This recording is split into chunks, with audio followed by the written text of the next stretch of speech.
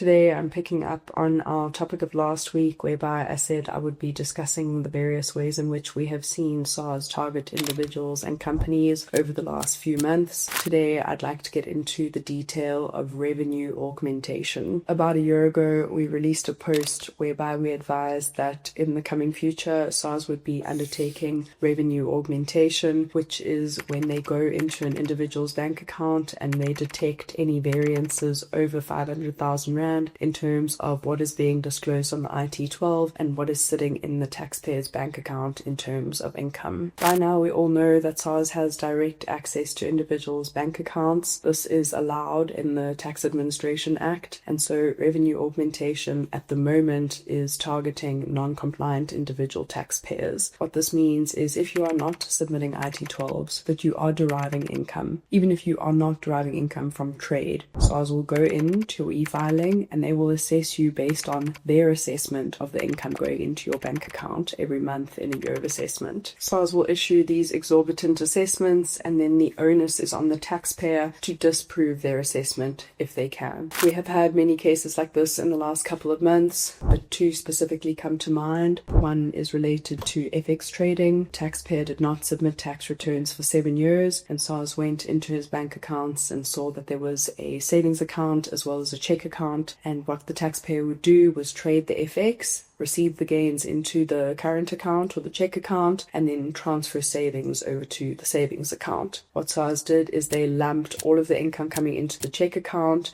as well as the transfers to the savings account and assessed him on 7 years worth of income on that basis. Regardless of the fact that not all of that income was actually income, it was just inter-bank account transfers, we had to disprove SARS's assessment of 178 million Rand. 52 million of that was administrative penalties and interest. We have a second case which relates to a crypto trader who also has a full-time job and has an RRP5. For the past 5 years he has submitted his tax return, but he has not disclosed any crypto earnings. SARS went into the bank account and saw that there was more income than what was on the RRP5 and have assessed him on 8 million Rand tax. 1.6 million of that is admin penalties and interest. As I'm sure you can imagine, receiving an assessment from SARS for millions of rands on end is quite a stressful situation to be in. SARS are doing this to intimidate and are doing this to get taxpayers talking and getting the information disclosed and obviously receiving as much money as they can.